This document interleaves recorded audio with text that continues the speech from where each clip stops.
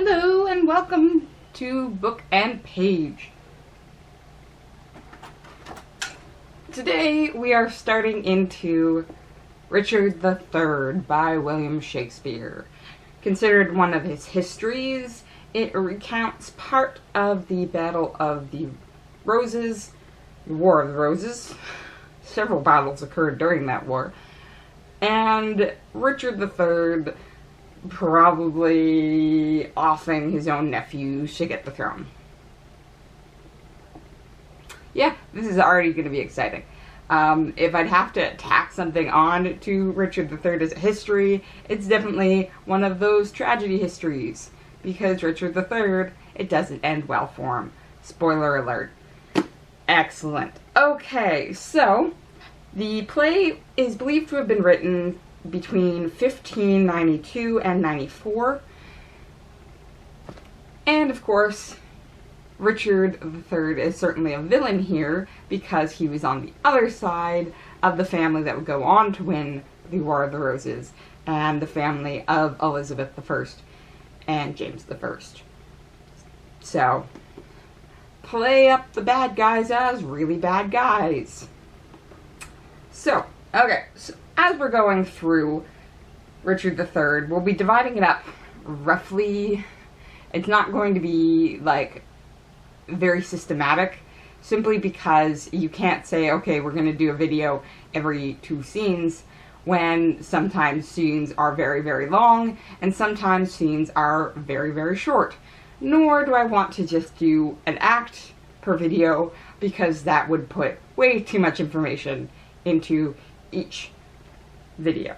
So I'm going to roughly divide it up by length. So it might be one scene, it might be a few. I will do my best to try and stay relatively consistent. But for this first video, we're going to talk about Act 1, Scene 1 and 2. And these are an interesting pair of scenes to put together. So, as always, we will start with a brief summary and then get a little deeper into the text as we see it. Act 1, Scene 1, beginning of the play. Richard begins with a speech about his hunchback and how it means that, like, war is good for him, but peacetime, it doesn't really work out. So, he might not be a lover, but he'll certainly be the villain if he can. And that's his decision. Time to be the villain. And he admits that he's actually worked out a plan to convince his brother Edward, the current king, the one who's just gained the throne, that their other brother Clarence is trying to dethrone him. And he's done this through the use of a prophecy saying that G will disinherit Edward's children, and Clarence is obviously the bad guy here because his first name's George. And don't you know who's coming along but Clarence, who's been arrested and is being escorted to the Tower of London. So he and Richard have a brief chat about how the Queen and the King's mistress are both jockeying for positions and trying to take the rest of them out, including Clarence and Richard. So we've got an easy person to blame. Blame the women when all the things go wrong. Not like we've got the bad guy right here. But whatever. Okay, well, Clarence has a date with probably some death, so he is escorted off the stage, and in comes Hastings. Hastings was a previous prisoner who figured out begging to the Queen really helps, and he's gotten free, so he actually has a chance to tell Richard that King Edward is probably on his deathbed. He's very ill and taken to bed, and no one's really confident he's going to survive very long. So once Hastings leaves, Richard sort of reiterates that he needs to kill off Clarence and get married before Edward kicks the bucket, so that he's in a good position to take over when all of this starts happening. Yeah, already getting a sense of exactly how this is probably gonna go, and also getting some senses of how this is probably gonna go wrong for Richard here. Act 1, Scene 2, we switch character focus for a bit, and we get introduced to Anne, the daughter of the previous king, who was just killed in the War of the Roses, King Henry VI. and she is escorting his body to the church, weeping and cursing his killer. And wouldn't you know who shows up but Richard III, here to play a villain and also apparently get married. And he's out to convince Anne here that he's the perfect man for her. And it goes about as well as you'd expect. He actually delays the servants from being able to leave, against their will, I might add, and spends the entire time happily flirting away with Anne while she curses him to oblivion and hell and all the other places that she can. It turns out that Anne's pretty sure Richard killed her previous husband, who, as close as I can tell, is also named Edward.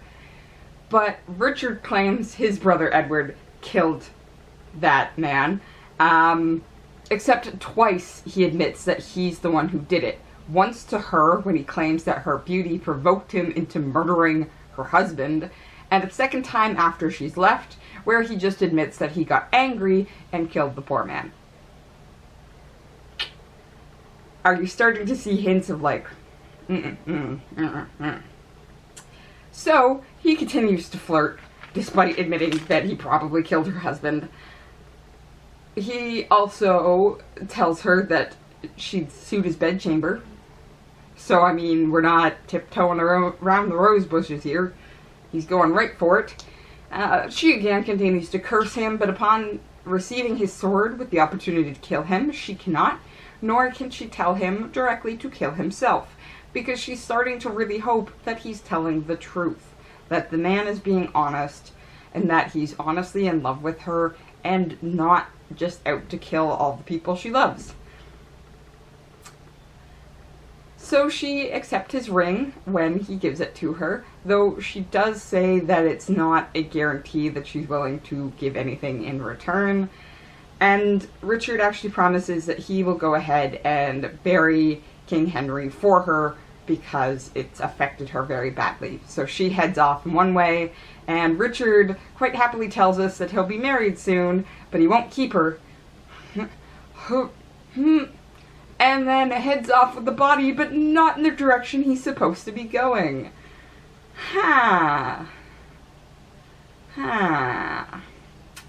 Yes, so Richard III is a very interesting play because we start with actually a very well-known soliloquy from Shakespeare about "Now is the winter of our discontents made glorious summer" by the son of York.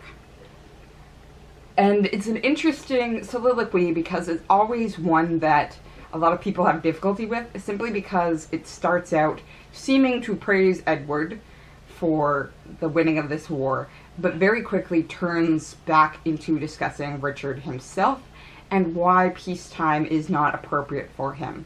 He is historically supposed to have been disfigured. People claimed he had a hunched back, and there was something different about his skeleton when they recently found him under a parking lot of all places. But truth be told, historically he likely wouldn't have been like too terribly hunched back, simply because we know that he did in fact ride a horse, wear armor, and fight in the War of the Roses. So he wouldn't have been that disfigured. And what's very interesting is this entire first soliloquy, he sort of sets out what he's doing and lies to our faces while doing it. And that's why having Act 1 and Act 2, Scene 1 and Scene 2 for Act 1 paired up together in this video, because the major thing that Richard says is wrong with peacetime is because of his disfigurement. While many other men can go about wooing the ladies, he in fact cannot. And then precisely in Scene 2 of Act 1, what do we see him do but approach Anne and surprisingly successfully woo her, even while she's mourning the death of her father and husband, who she knows Richard was directly involved with those deaths. So Richard seems to have this idea, for the most part, that people are making judgments based on his physical features and any physical deformity he might have. And that's certainly something that, as much as maybe we don't want to admit, is a possibility. People often judge based on looks. But he's a lot more persuasive and involved with a lot of these people than he assumes to be on the outside. Clarence completely trusts him and actually asks him to speak to Edward for him. Hastings seems completely fine around him. Anne dislikes him because they are on enemy sides, but he actually, in some really weird ways, does prove attractive to her, to the point where she accepts his ring, and he actually says that he successfully wooed her. So we have a man who claims, I don't want to be the good guy anymore because none of you will let me.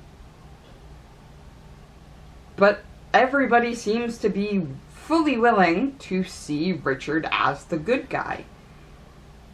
So the question suddenly becomes, if his excuse, which is, I can't go frolicking with all the pretty ladies, isn't a legitimate excuse, then why is he acting this way? And this is actually a really interesting play with this aspect right at the beginning to pull up now, because we have had this discussion of the incel movement and this idea that if women don't pay attention to me, I'm allowed to act out because women are supposed to pay attention to me. It's not, in fact, because women don't pay attention to Richard III that he's decided to play the villain. He actively disproves that in his own play in the very next scene. Richard III seems directly to be the villain simply because that's what he's choosing to be. He might be offering some excuses, but he just wants power. We know he doesn't actually want to be frolicking with the ladies, because while he does successfully woo Anne, he does also say that he won't be keeping her. His full plan is actually to murder his own wife. So obviously, gaining a wife is not his sole focus. And suddenly we see the connections to today. What happens when you claim your sole focus is in fact to get a girlfriend, but how do you react once you have a girlfriend? Well, you probably just don't change your opinion on women and what they owe you the moment you have a steady relationship that you've discussed and decided is exclusive. Richard, from the very beginning, tries to tell this tale that says he is the victim here and so he will play the villain. But he's directly not the victim. He's in a very privileged position. He might not be the king, but he's directly close to the king and his own brother. Several people seem to trust him, and he seems to have the king's ear. He's very good at convincing people that he's on their side, and he seems intent on blaming everybody but himself, even in points where he can admit he is the bad guy. So when he talks to his brother Clarence about getting sent to the Tower, they actively blame the current queen and the king's mistress. They're blaming the women here. But Richard III is able to say afterwards that, yeah, I'm the one guilty of this. But going back to that first soliloquy, we blame the women for not dancing with Richard III and turning him into the villain. What's interesting here is we've got a play that seems to be about all of Richard III's relationships. His relationship with his two brothers, one of whom is king, his relationship with Anne, his relationship with the country. But right from the very beginning, Richard doesn't actually care about any of those relationships. He cares about himself. So while we get these hints that from the beginning he might be trying to make himself look sympathetic, Scene 2 automatically just wipes that right out of our thought process. You're not sympathetic if you can get what you want by bullying, lying, and discrediting people, and then still claiming you're somehow the victim here. if you actually take a look at the conversation he has with Anne in scene 2, we have this very interesting combination of Richard remaining in full control of this conversation, even when he's on the defensive, to the point where he knows full well he can hand the woman a sword and she will not hurt him. But part of that is, can she? Because Edward is still alive, and Richard is Edward's brother. Can Anne, as the daughter of the previous king, so on the opposite side, actually kill Richard and get away with it? Probably not. And she'd be deeply aware of this. She's in a very tight position where if she doesn't work with the family that used to be the enemy, she's going to lose her head very quickly.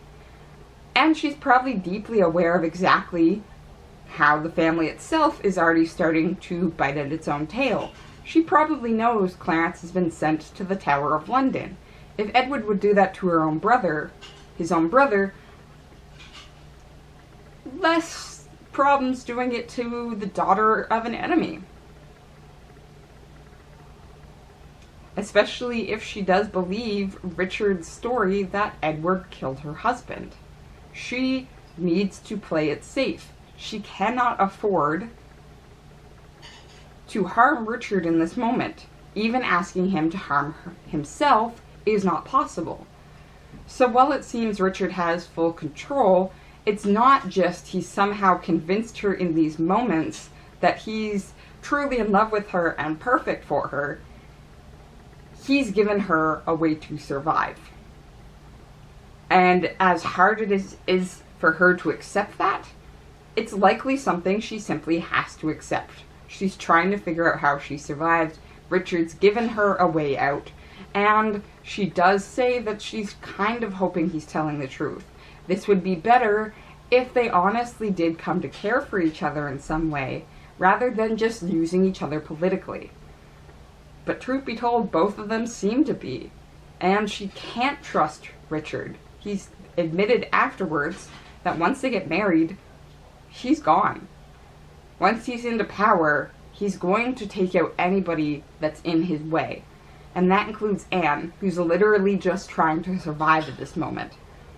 So, don't read the second scene of Richard III and think, threatening, cajoling, telling somebody that I'd kill one of their family members for them because they're just so pretty, and saying they'd look real good in my bed. No, that is not in fact the way to woo a woman. Anne is stuck in this position. She can't actually fight against Richard in any significant way. She's looking for a way out, and he seems to be the best option right now. But she's not afraid to also speak her mind. She says several times that she hates him, and that he can burn in hell. She's not afraid to try and poke him where it hurts. Talk about his hunchback, and things like that. So we get a sense, really, that she's not being wooed, she's being trapped. So, if Richard can, in fact, woo somebody, peacetime could work for Richard. Even better if he'd stop being such a creepy mofo. All I'm saying. But Richard wants to play the villain because Richard's focus is Richard. Playing the good guy means you have to sacrifice for the good of other people. That's not something Richard wants to be able to do.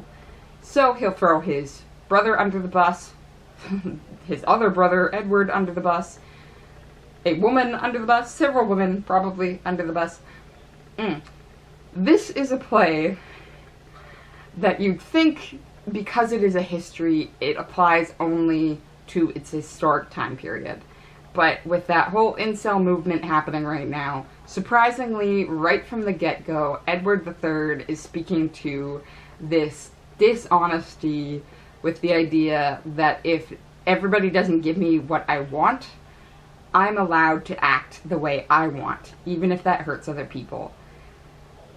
And we really have to start interrogating it. Do we forgive Richard just because he's willing to admit it? I don't think we can. because he's even lying to himself. I can't have the pretty girls, so I'm gonna be the bad guy. Well, no wonder no one wants to hang out with you, Richard. You're just gonna throw a hissy fit and kill everybody. Oops, spoiler alert.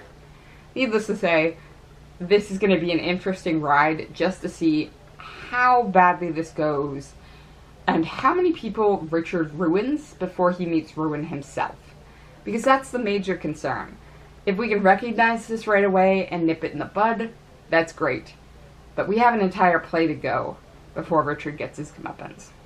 So, I'm going to keep reading, and I hope you do too. See you next time.